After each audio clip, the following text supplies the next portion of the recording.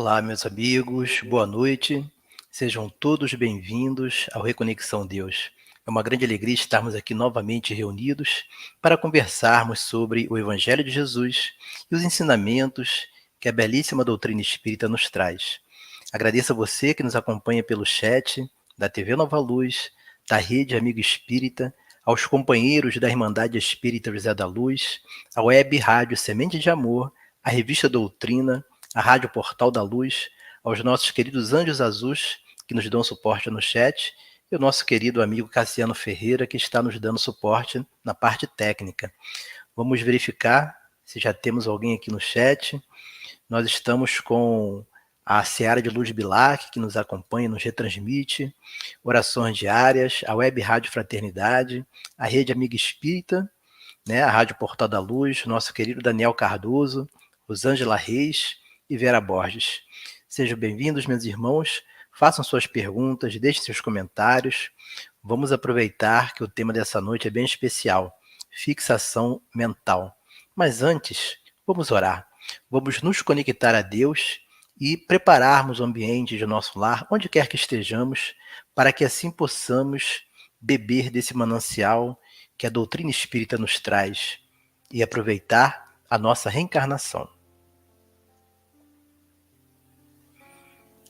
Senhor Jesus, divino amigo de nossas almas, como é bom estarmos aqui orando a Ti, sentindo a Sua presença a nos envolver, trazendo-nos alegria de viver, bom ânimo, fé e coragem, para estarmos trilhando os caminhos do bem, da luz, do amor e da caridade. Pedimos, Senhor Jesus, que nos ampare, que nos inspire, para que nesses breves minutos que aqui estivermos, sintamo-nos envolvidos pela sua energia e que possamos permitir toda a luz do amor penetrar os nossos corações e o nosso ambiente doméstico. Amigo Jesus, que a tua luz possa ser conduzida por toda a humanidade, envolvendo todo o nosso planeta Terra, onde haja dor e sofrimento, que a tua paz se faça presente, que os homens se aquietem e sintam a importância da fraternidade, do respeito e do amor. Obrigado, Senhor. Pedimos o vosso amparo durante toda a nossa programação. Entregamos a Ti tudo que nos acontece, sabendo que tudo provém de Deus e é trazido em nosso benefício, para a nossa evolução e para o nosso progresso. Obrigado, Senhor. Permaneça conosco hoje e sempre. Graças a Deus.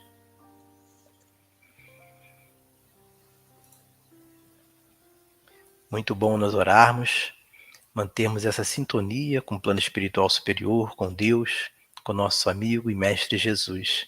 Como disse anteriormente, o nosso tema da noite é fixação mental. E o nosso convidado desta noite, para que possa conversar conosco, é o nosso querido amigo André Monteiro. Ele é originário da Casa Espírita Eurípides Barçanufo e no SEJA ele conduz estudos sobre o Livro dos Espíritos. Seja muito bem-vindo, André. Boa noite, Marcos. Muito obrigado pelo convite, pela oportunidade de estarmos aqui. Já com a sua oração, certamente estamos acompanhados, não só nós dois, mas com uma grande quantidade de amigos que vão nos ajudar nas intuições para que a gente possa tratar bem deste assunto tão importante. Que assim seja. Ó, estamos aqui com amigos entrando, a Nilza Corsil, Helenice Campos. Sejam bem-vindas, minhas irmãs. Bom, André, como eu sempre falo, a gente vê assim uma hora, pensa que é muito tempo, mas passa muito rápido. Então vamos aproveitar o nosso tempo e eu inicio fazendo a clássica pergunta: o que é fixação mental?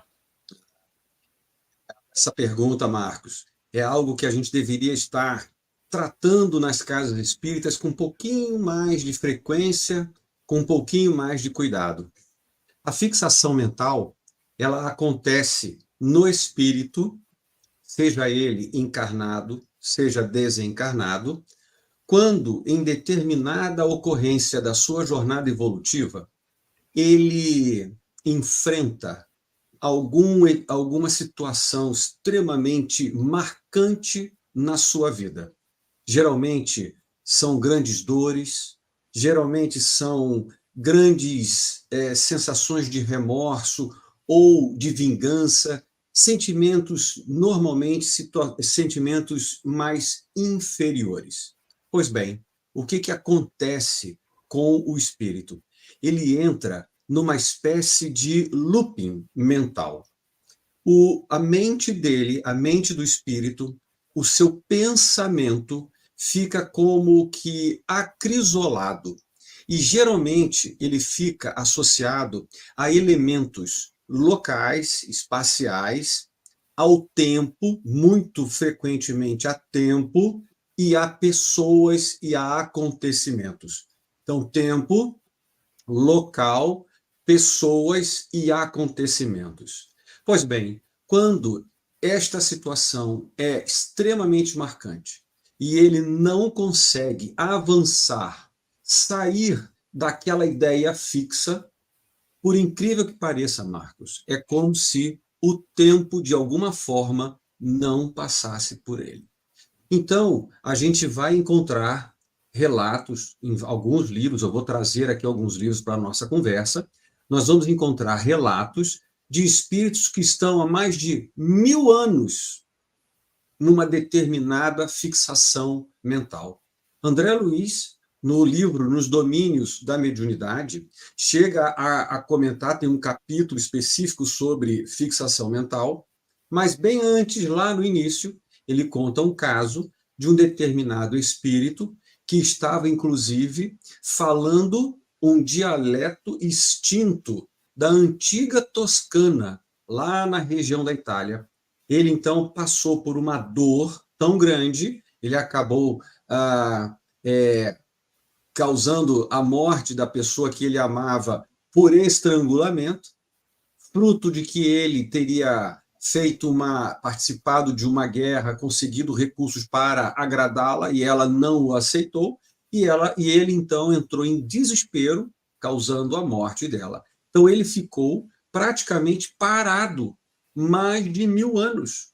E André Luiz retrata que ele estava falando o dialeto já extinto.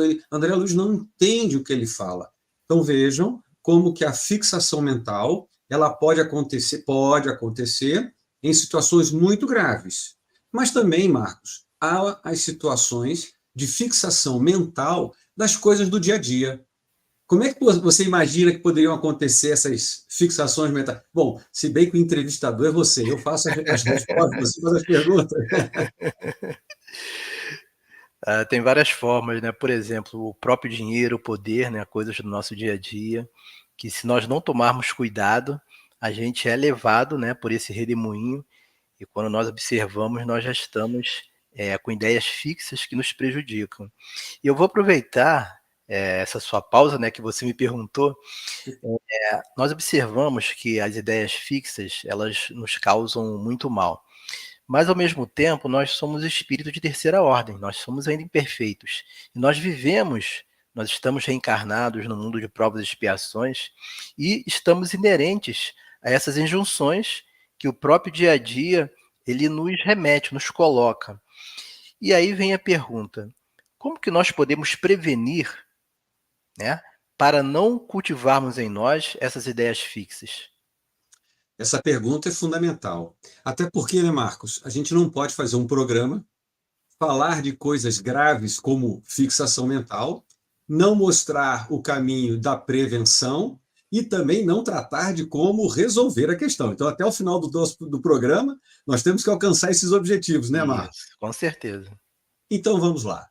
Primeira coisa que eu gostaria de chamar a atenção é o problema da monoideia, ok? Então, vamos lá. Muito frequentemente, nós, no dia a dia, as grandes fixações mentais duram séculos, mas nós vivemos, de alguma forma, lampejos de fixações mentais no nosso dia a dia. Então, às vezes, vou dar um exemplo, você saiu de manhã e o nosso trânsito, o trânsito aqui no Rio de Janeiro é sempre uma grande oportunidade da vivência em sociedade, você passa por uma situação de trânsito, digamos que deu uma má resposta ou recebeu uma má resposta, e aquela troca de vibrações, aquela troca fluídica, ela fica impregnada na sua chapa mental, e aquilo acaba ocupando um espaço no seu pensamento, na sua memória. E aí nós entramos num ciclo de monoideia. A gente fica pensando aquele problema, aquela situação, ela fica voltando, ela fica ali o tempo todo. Isso acontece também, por exemplo, com questões familiares, com questões de trabalho. Foi demitido no trabalho, e aí a pessoa entra naquele looping, fica pensando, pensando, pensando, pensando, e nada mais conta ao seu redor. Não vê mais nada. O tempo para e a mente fica parada ali. Bom, aí é que vem a grande questão. Nós sempre vamos encontrar no Cristo, nós sempre vamos encontrar em Jesus o nosso modelo e guia. Correto. E aí nós vamos lembrar do vigiai e orai.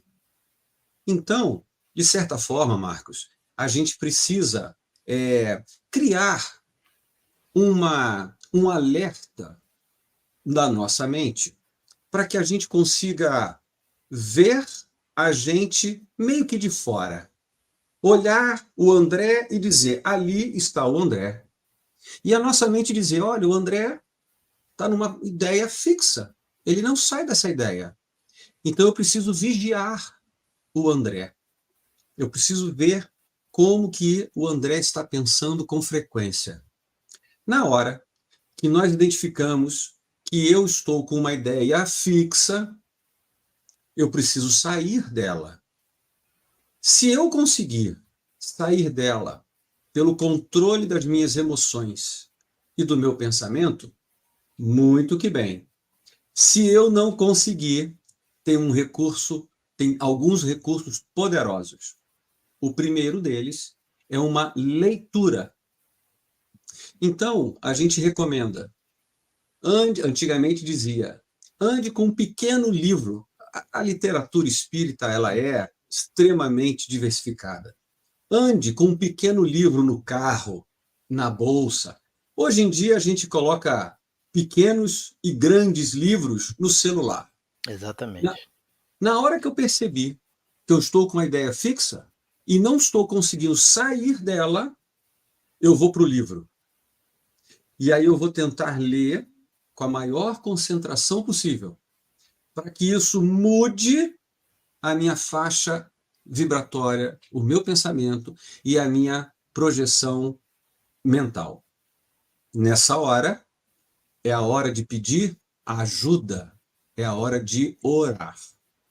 Então a gente vai dizer, espíritos, amigos, familiares, guias, nossos protetores, eu preciso de ajuda.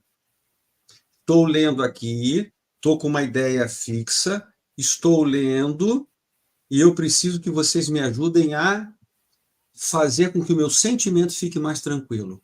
Então é o vigiai e orai. A leitura faz parte do orar.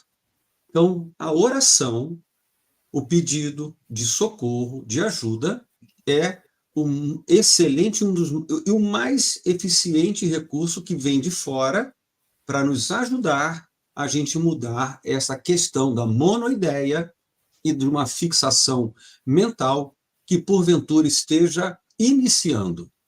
Ok? Então, já sabemos como identificar e já temos algumas orientações de como sair dela, tanto quanto de evitar. Ou seja, na hora que eu percebi que o meu pensamento está direcionado, eu tenho que estar atento, alerta, e começar a buscar música, leitura, amigos, ambientes saudáveis, casas de orações, para que a gente possa fazer todo esse processo e evitar cair nesta perigosa armadilha da evolução, como você disse, no terceiro grupo de Isso, espírito, a terceira ordem. terceira ordem. E é exatamente isso, né, André? Porque quando a ideia fixa ela começa a nos envolver, a gente fica remoendo aquela história, né? E isso traz emoções que nos prejudicam, pode até trazer doenças no próprio corpo físico. Daí, Perfeitamente. da importância de nós estarmos bem vigilantes, né? Você deu algumas dicas primordiais para nós prevenirmos as ideias fixas, né? Ou seja, aquela velha história, né? Os pássaros, eles vão, eu não posso impedir que os pássaros sobrevoem a minha mente. Eu só não posso deixar que eles façam um ninho sobre ela, não posso deixar eles pousar. A mesma coisa são as ideias fixas, né? Mas uma vez que essa ideia fixa, ela nos envolve, além dessas dicas que você nos deu, o que mais nós podemos fazer para combatê-la, uma vez ela já instalada em nós? Isso, Marcos. Bom, é, é óbvio, e a gente não pode deixar de considerar, como você falou, ah, nós somos hoje, na condição de encarnados, uma complexidade psicossomática e psicossomática. Ou seja, o nosso corpo é o somático, o nosso espírito é a parte inteligente, a parte psíquica, e o perispírito, sofrendo influência material do corpo e moral do espírito, ali reúne o psicossomático. Então, de fato, o nosso perispírito ele vai acabar refletindo a condição moral. Então, há relatos, por exemplo, de que espíritos continuam apresentando no perispírito roupas de época. Tal é a projeção e a fixação mental deles. Em casos de encarnados, eles acabam apresentando comportamentos sociais, muitas vezes arraigados a passadas épocas. Pois bem, então, no corpo propriamente dito, Marcos, pode levar o indivíduo à depressão. A gente estava lendo hoje, aqui no texto do Evangelho, lá no capítulo 5, Bem-aventurados os aflitos, a passagem da melancolia, quando François Geneves diz o seguinte, que sabeis porque às vezes uma vaga tristeza se apodera dos vossos corações e vos leva a considerar amarga a vida. Então ele mostra que a questão da vida no corpo tem uma série de desafios e muitas vezes esta sensação ela tem reflexos da vida pregressa. E aí, dependendo da gravidade, pode desenvolver quadros de depressão, necessitando inclusive de apoio médico, psiquiátrico, Uhum, psicológico, porque todos Deus, Marcos, sabemos disso, opera por todos os seus filhos. Então, exatamente. né, então toda ajuda profissional, técnica, espiritual, religiosa, todas elas somam para ajudar o espírito, tá certo? E existe, Marcos, uma última solução muito interessante. Sabe qual é? Hum, E aí a espiritualidade vai dizer, né, no próprio livro, nos domínios da mediunidade, porque esse tema, Marcos, ele foi trazido lá nos domínios da mediunidade por André Luiz, e depois a gente vai encontrar lá no Estudando a Mediunidade de Martins Peralva, lá um capítulo, acho que estou com ele aqui aberto, é o capítulo 37 do livro Estudando a Mediunidade, em que Martins Peralva trata da fixação mental. E ele, então, nos diz o seguinte, que um dos métodos terapêuticos que a espiritualidade utiliza é o processo da reencarnação. interessante. Que coisa bendita, né? Uhum, Que coisa bendita. Por que a exatamente. reencarnação? Ele usa a reencarnação por quê? Porque existe um fenômeno associado ao processo de reencarnação no planeta Terra, que duas coisas acontecem quando nós estamos voltando a encarnar. Primeiro, o nosso perispírito, caso ele tenha alguma lesão perispiritual, o nosso perispírito, ele vai ser, no momento da concepção, ligado ao corpo desde a primeira célula. Lembramos, então, que o nosso perispírito está ligado a 100% das células do nosso corpo, e isso desde o primeiro momento.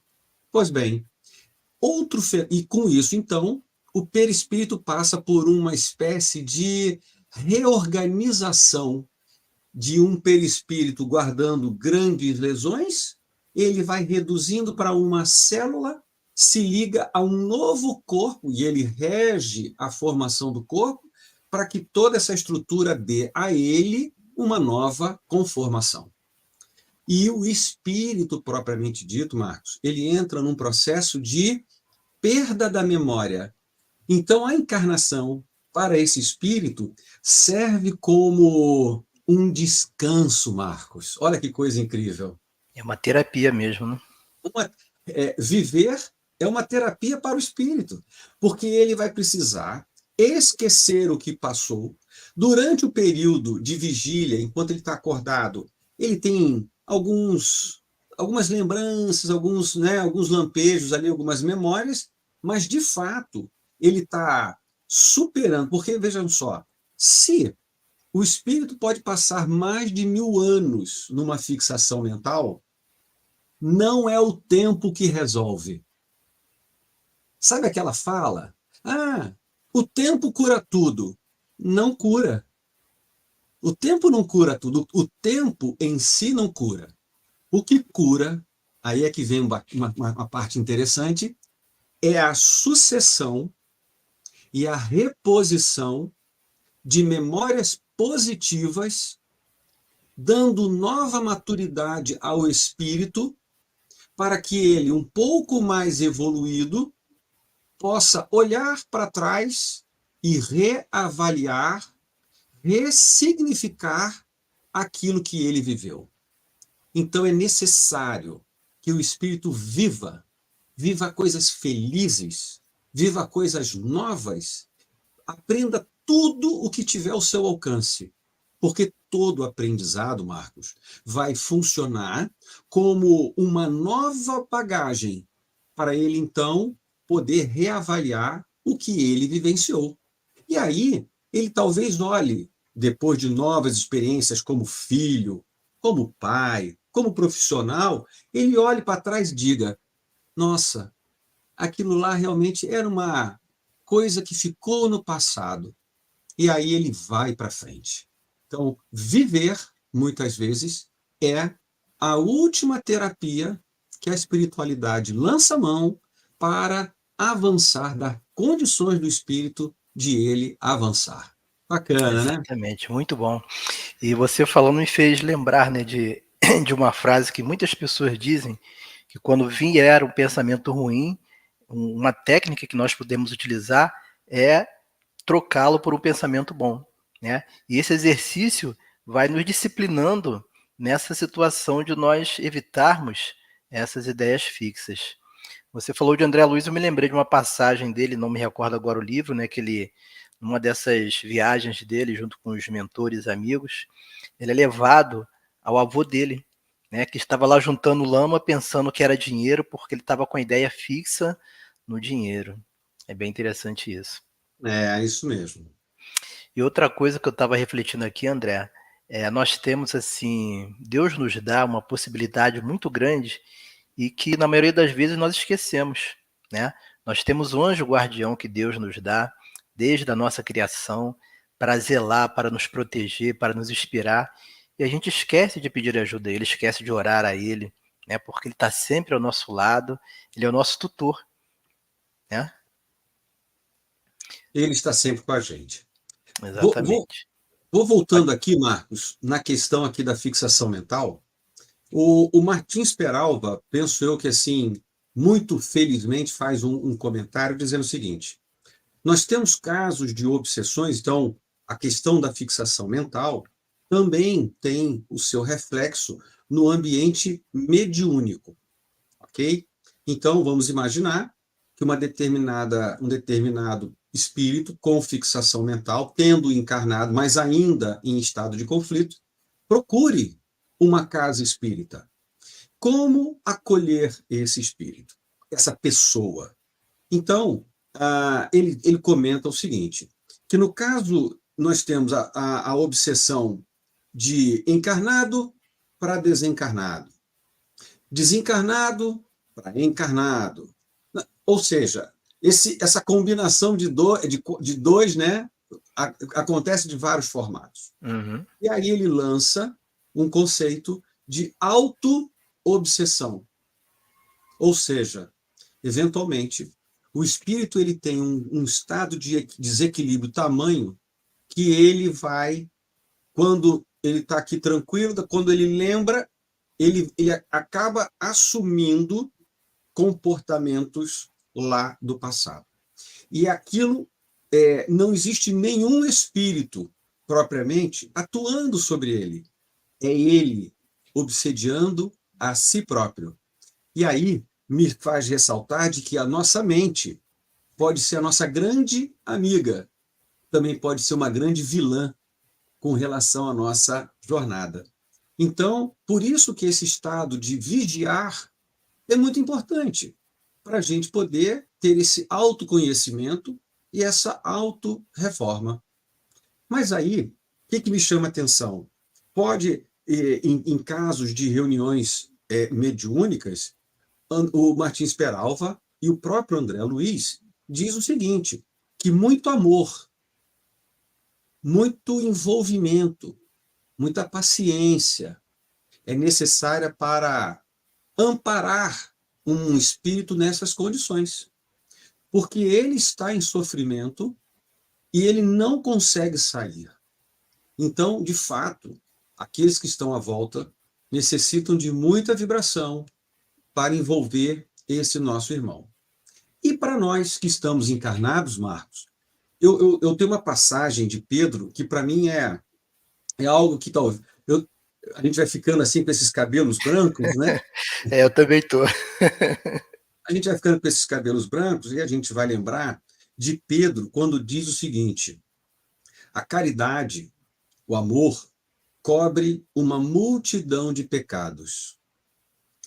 Eu gosto dessa passagem, falo ela com frequência, porque eu imagino o seguinte, Pedro, antes de conhecer Jesus, era um pescador, um homem simples do povo, certamente vivendo os conflitos, os dramas da vida de uma pessoa normal.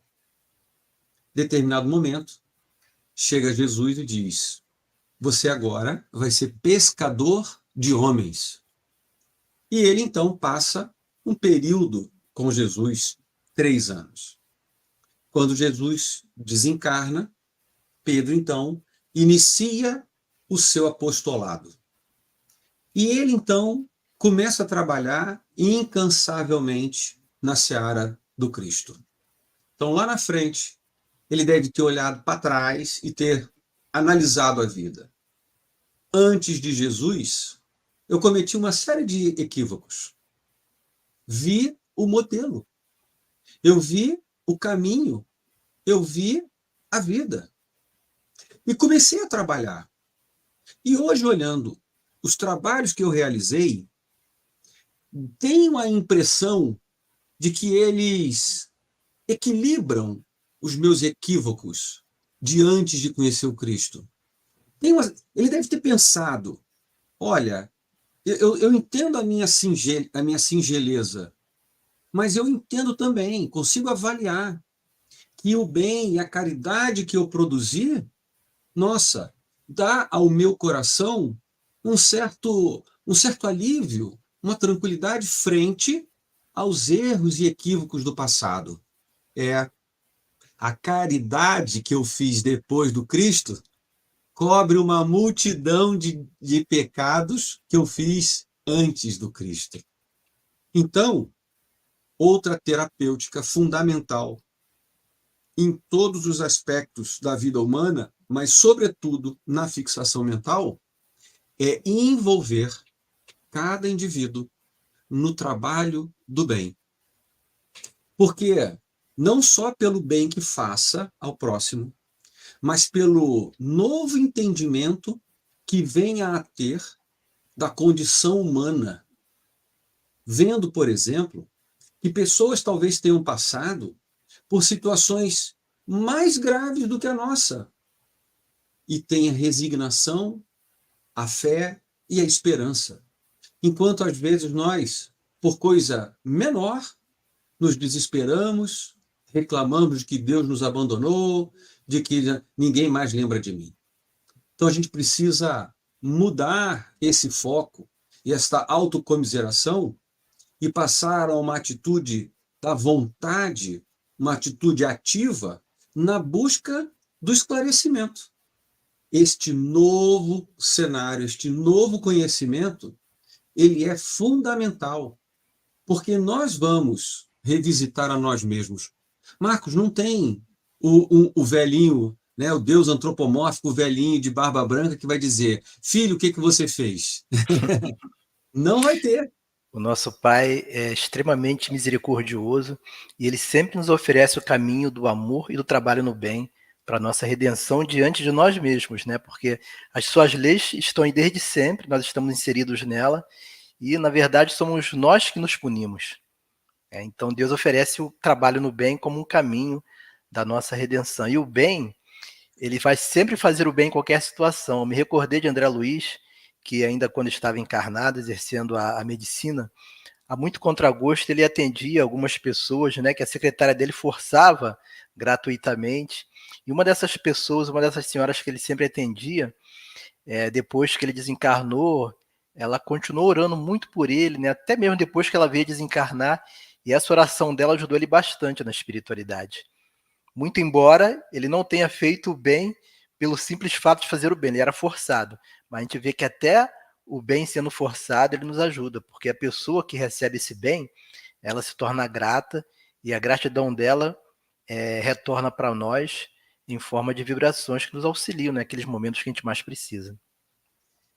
Com certeza. Eu penso que a gente está numa fase realmente, quando a gente fala assim da fase de transição para a regeneração, não podemos esquecer a regeneração de nós mesmos. Isso, exatamente. Regenerar os nossos corações, a nossa mente, as nossas atitudes, os nossos comportamentos, tudo isso é a somatória de cada um de nós, vai ser a grande mudança do planeta. Então, não é mais, não é mais hora, não é mais momento da gente parar no tempo.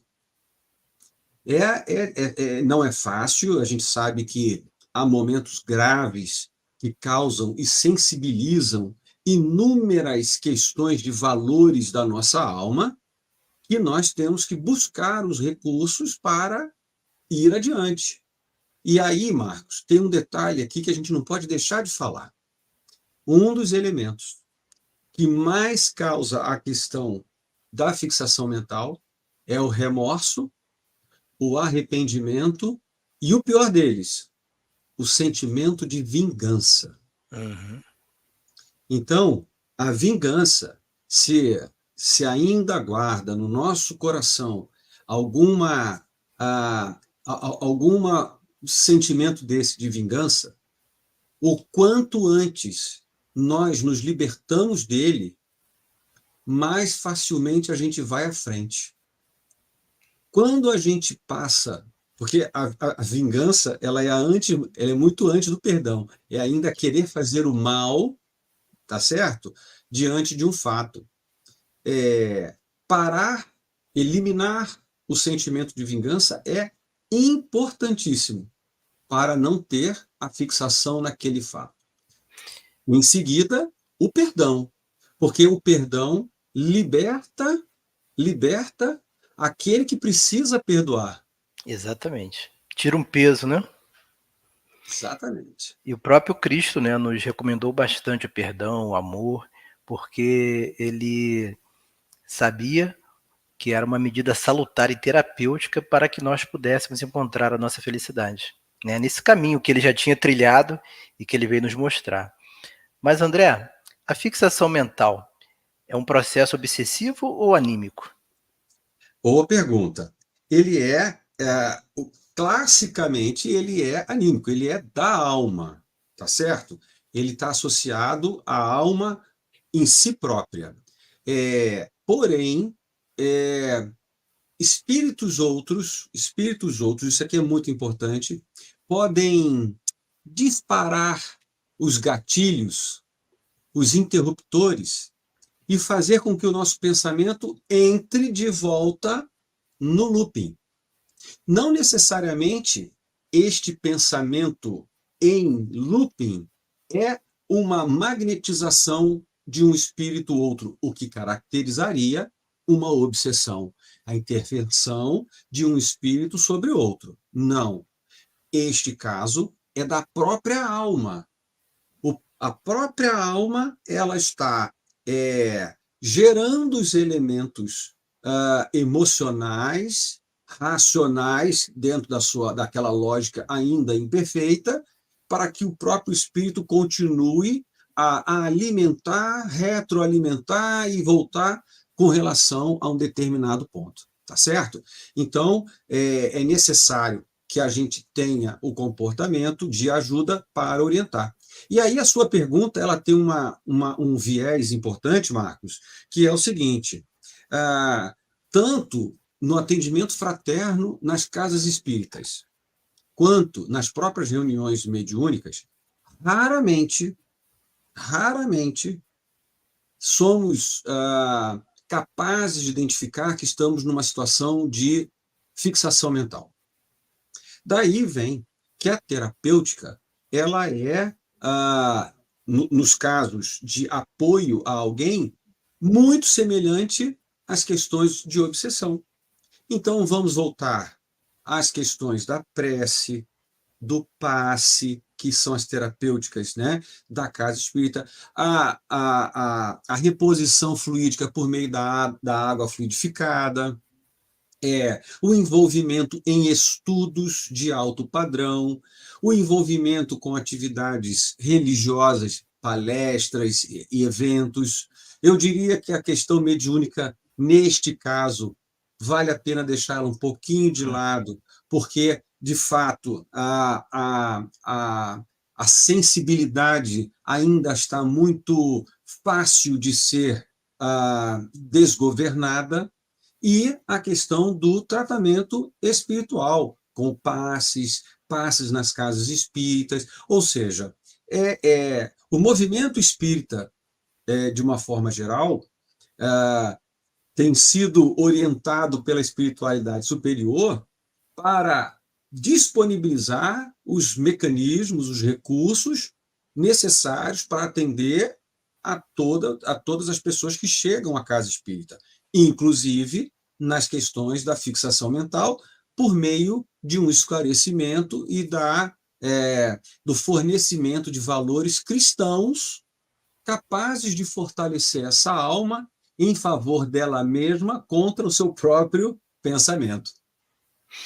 Eu me lembrei de Santo Agostinho, que ele fala sobre a importância do autoconhecimento. E todos nós que estamos aqui reencarnados na Terra, nós somos ainda espíritos frágeis, nós trazemos ainda muitas mazelas, né? E todos nós temos um tema central, né? Alguns de nós têm uma determinada fraqueza para sexo, outro para bebida, outro para dinheiro, outro para poder, outro para intriga, inveja, enfim. Cada um de nós tem um ponto fraco.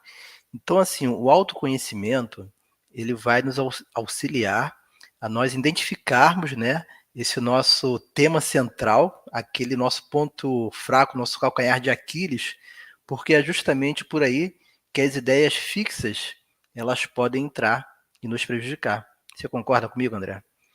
Eu concordo, Marcos. Eu concordo porque o deixar abrir o espaço para a fixação mental é um risco muito grande. E aí é importante esse autoconhecimento, como você falou de Santo Agostinho. Por quê? Porque em determinado momento o autoconhecimento ele atende a várias questões. Tanto você consegue identificar que uma sugestão mental, uma determinada intuição não faz parte do seu conjunto racional, tá certo? Então, por exemplo, você está dirigindo de casa para o trabalho, fez a sua oração, tudo certo, e no meio do caminho, sem nada acontecer, você imaginou: não, eu vou sair daqui agora, não vou para o trabalho e eu vou passear no shopping. Se você tem autoconhecimento, você identifica que este pensamento foi implantado, lançado contra a sua mente. Se você for para o shopping, você acolheu, responsabilidade sua. Mas se você sabe que isso não é o normal, você conhecendo a si próprio, você vai dizer: opa, este pensamento não é meu. Não vou dar guarida a este pensamento. E ele então se desfaz. A mesma coisa vai acontecer quando brota lembranças, emoções, sentimentos que você desequilibra a sua condição espiritual. Busque reequilibrar, como a gente comentou, com os recursos, para que a gente possa retomar. Então, vejam, o autoconhecimento, na sua situação atual, ajuda tanto para a obsessão quanto para a fixação mental, que é você obsediando a si próprio. Uhum. Então você vai deste subconsciente que estava lá quietinho, que ele vem de vez em quando testar a sua resiliência, você então vai poder tomar ali as suas providências adequadas para poder se ajustar, tá certo?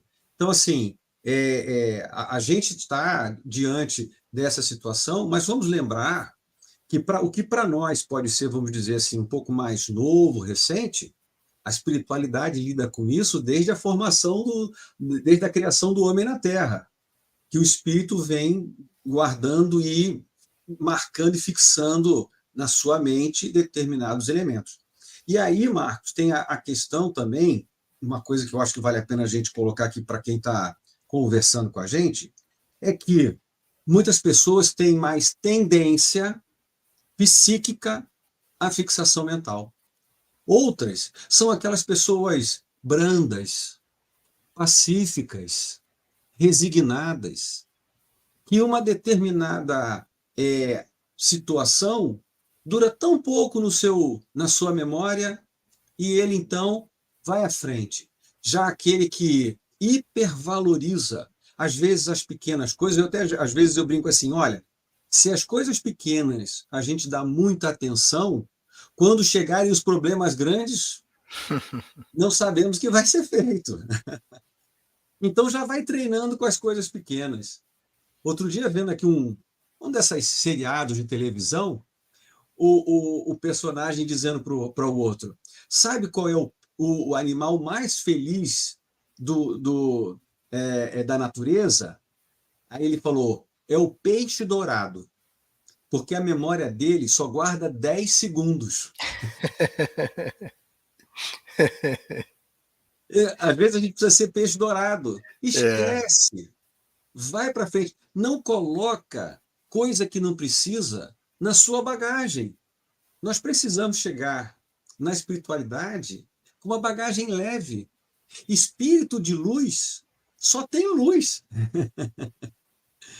Espírito atrasado tem um monte de coisa. Tem bolsa, tem sacola, tem roupa, tem casaco.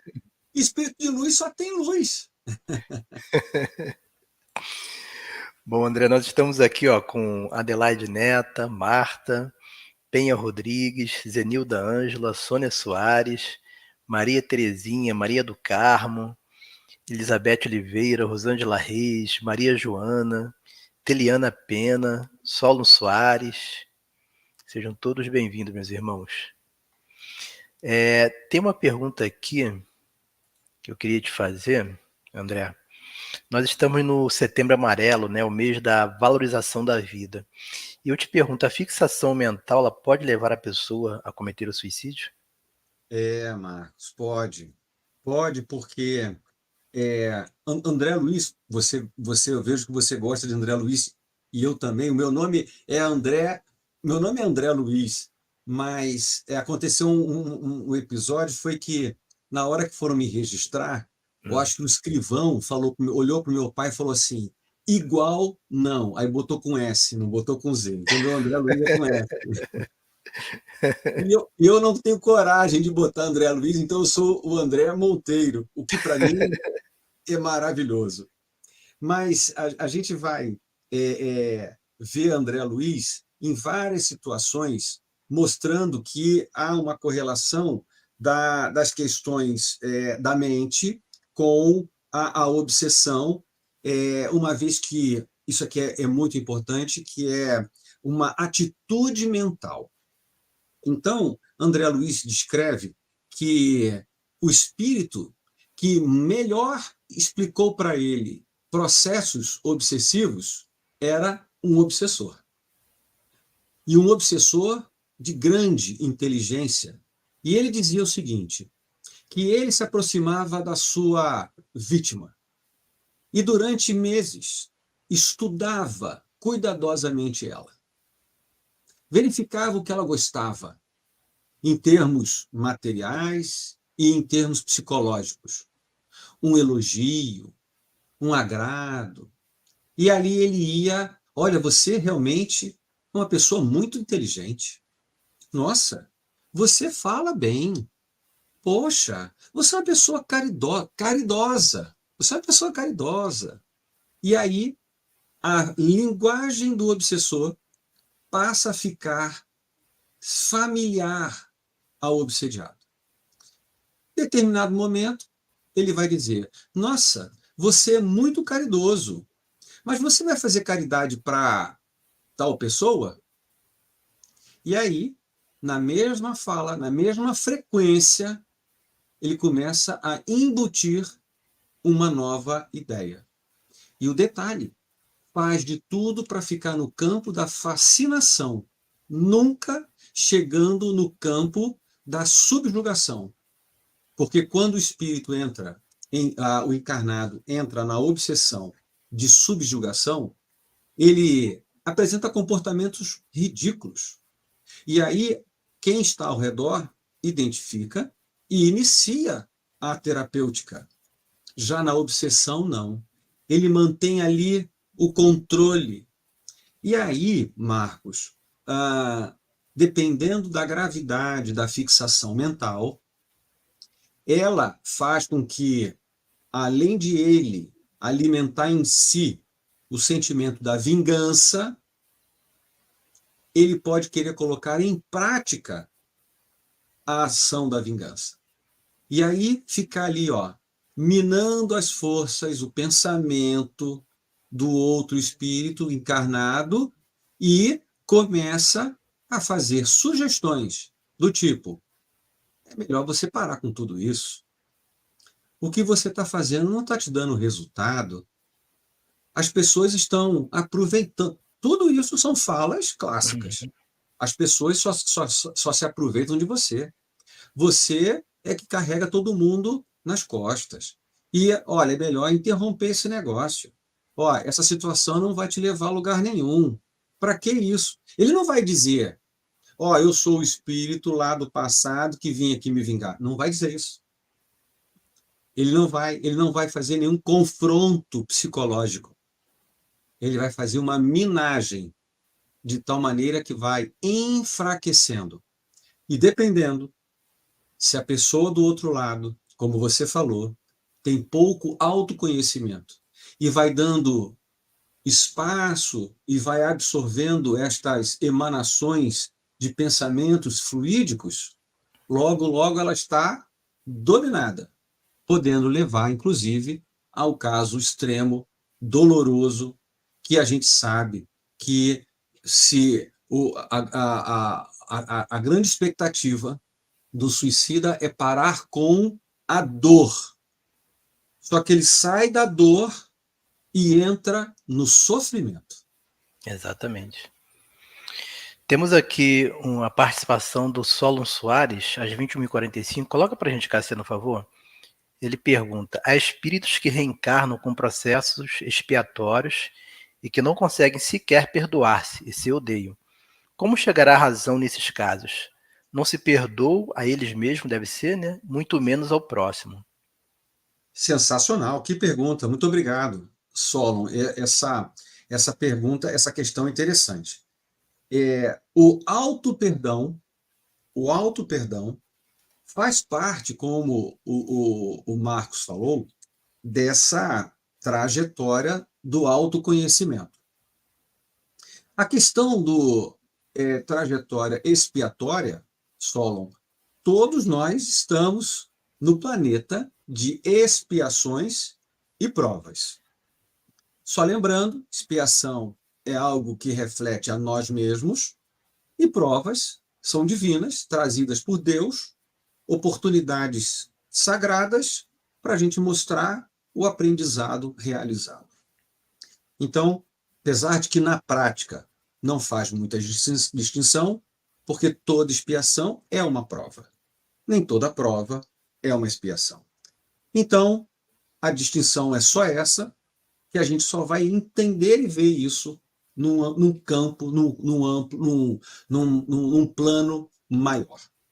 Mas a questão do auto-perdão, de perdoar-se, é, na verdade, o reflexo de um sentimento de culpa. Quando nós alcançamos o estado de consciência, de culpa, a gente, de alguma forma, já comparou o procedimento que nós realizamos frente à lei divina. Então, fui lá e pisei no pé do Marcos. Na hora, nem dei bola, o pé está lá, vamos para frente. Determinado momento, eu falo, gente, poxa, deve ter doído o pé do Marcos.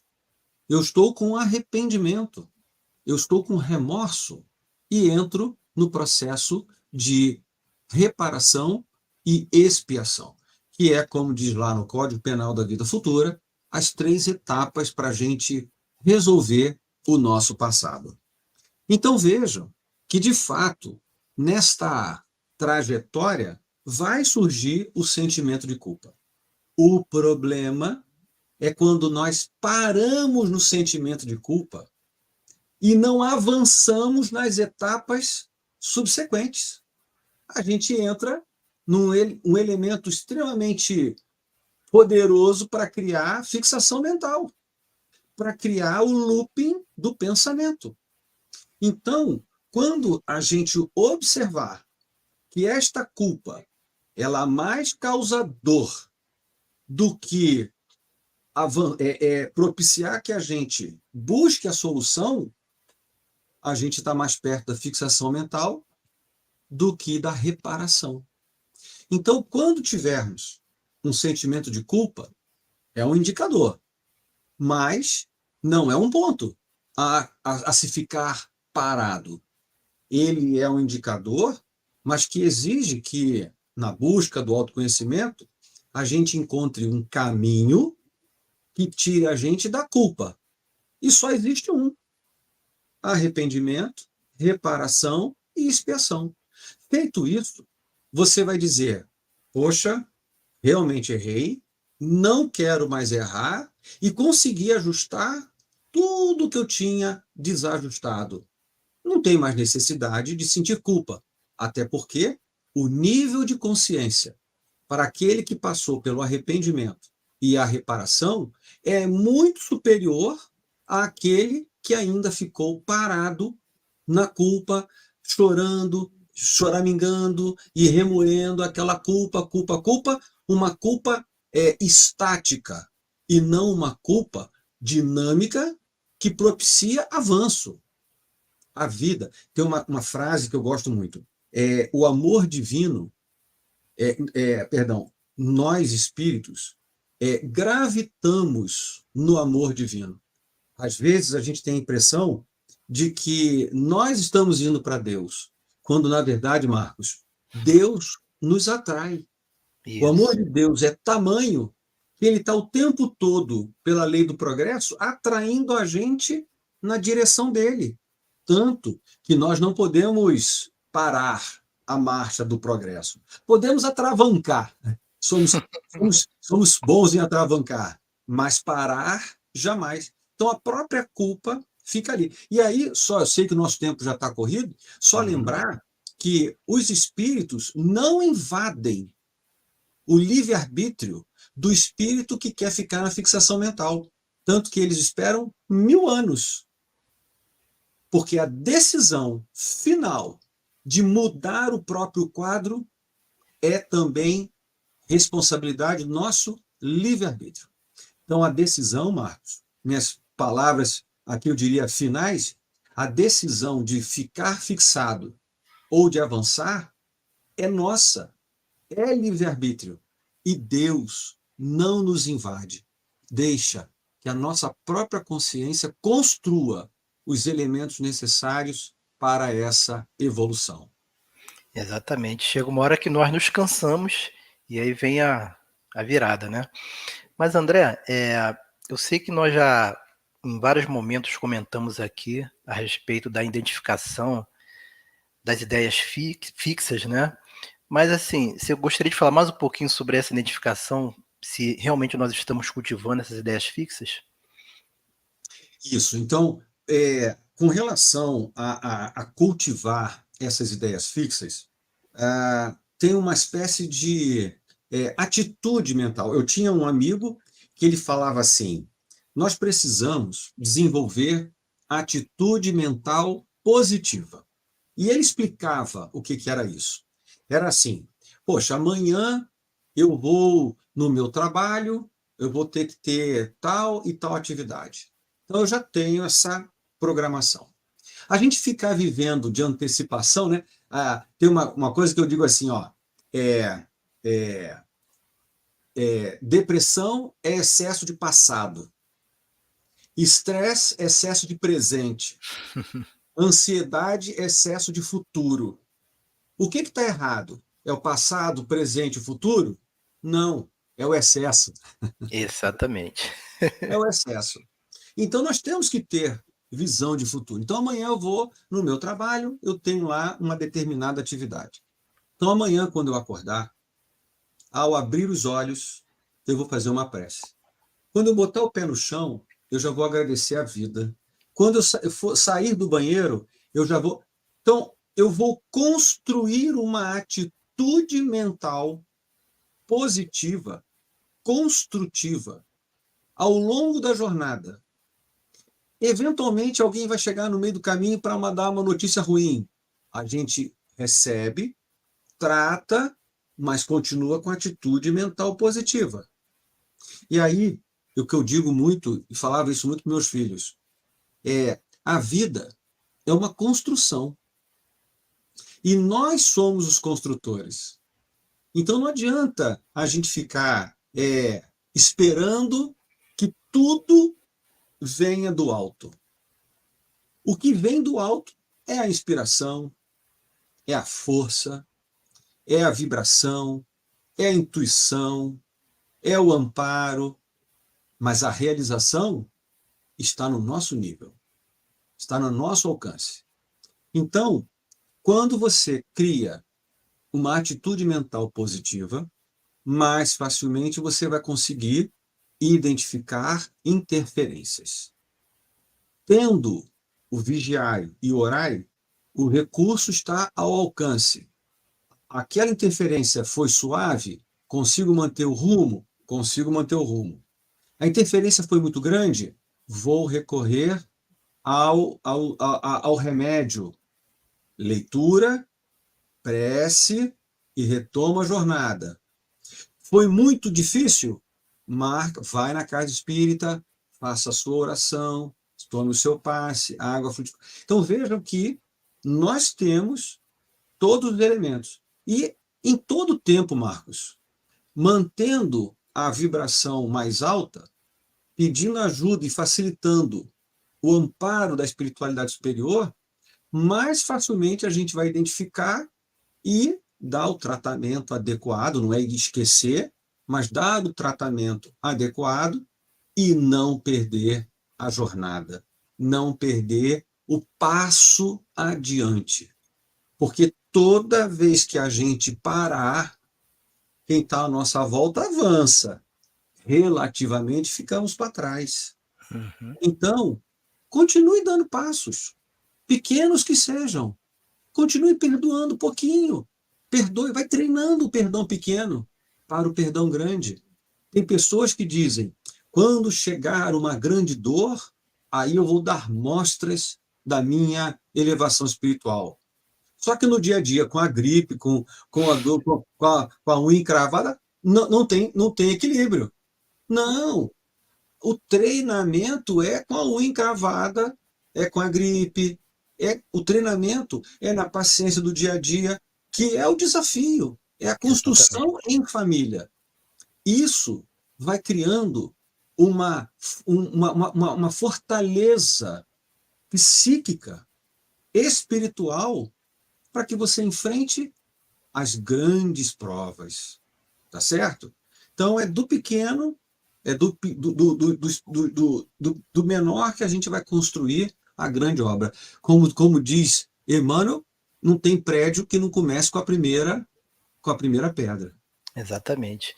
Estamos chegando ao final e vou fazer a última pergunta capciosa, André. A gente falou da fixação mental, vendo assim a parte do desequilíbrio, de nos trazer algum prejuízo.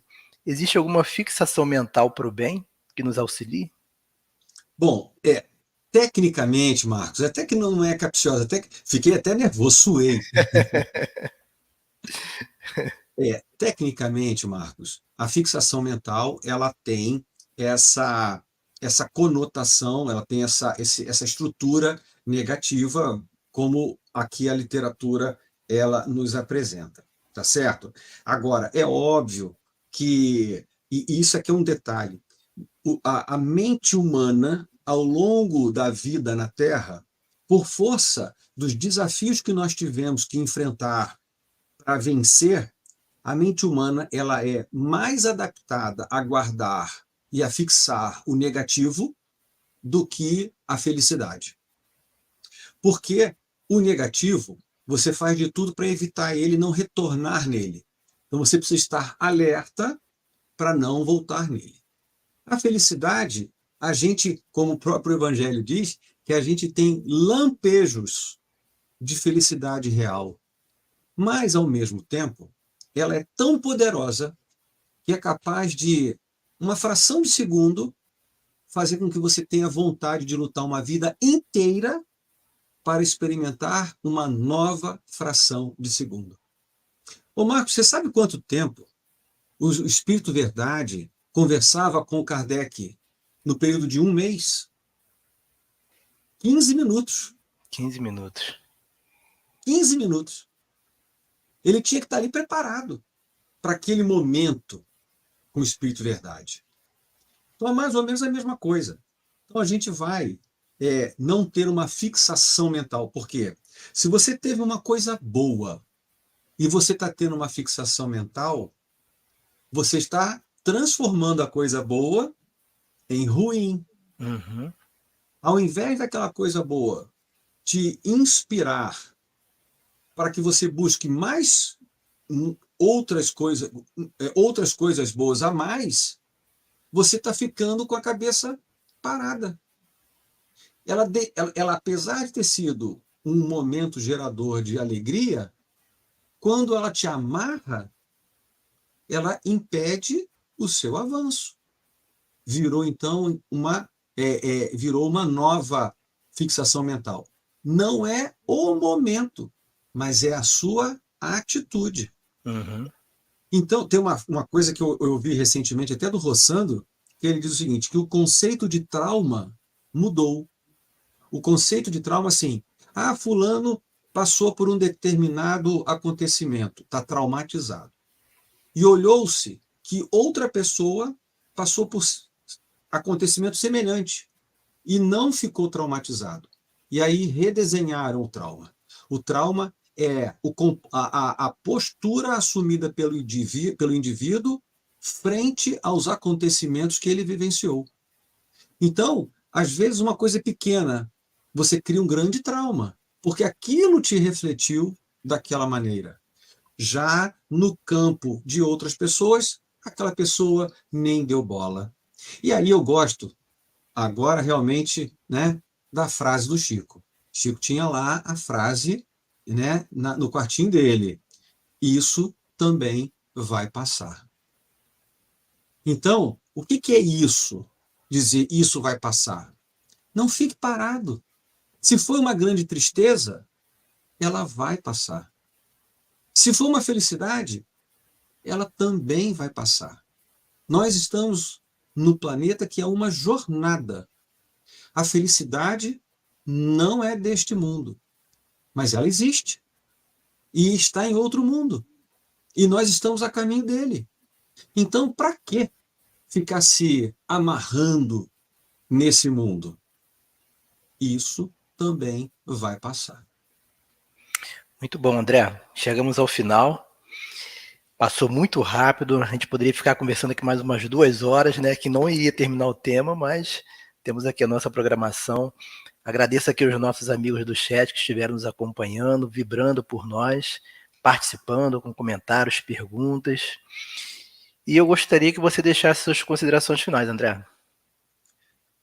As minhas considerações finais, meus queridos, é sempre lembrando do Cristo, que ele é o nosso modelo e guia. A gente precisa, além de tudo, tanto do autoconhecimento, ter a oportunidade de confrontar, pegar o nosso eu e colocar no gabarito do Cristo. E que nós vamos perceber que algumas coisas estão começando a alinhar, outras precisam de novo ajuste. Então, o modelo e guia é para que a gente copie ele, que a gente ouça, que a gente estude o Evangelho, jogue fora o homem velho e coloque o homem novo, que é a semelhança do Cristo. Estamos nesse momento maravilhoso, que a consciência vai vagarosamente despertando e nós vamos começando a conhecer melhor Jesus e a lei divina. Que Jesus, nosso Mestre, esteja sempre nos nossos corações, que seja a nossa inspiração e que a espiritualidade amiga possa nos ajudar dia a dia, a cada momento, para que a gente dê passos seguros, pequenos que sejam, mas firmes na direção do nosso Pai. Uma boa noite a todos. Muito obrigado, André, pelo seu carinho, sua disponibilidade. Que Jesus te abençoe na sua tarefa de estar compartilhando conosco seus estudos, suas reflexões. Aos nossos amigos aqui do chat que também possam ter uma excelente noite de sono, um excelente final de semana e que nós possamos ter uma semana envolvidos no bem, no amor e na luz. Muito obrigado pela presença de todos. Um beijo, um forte abraço. Boa noite.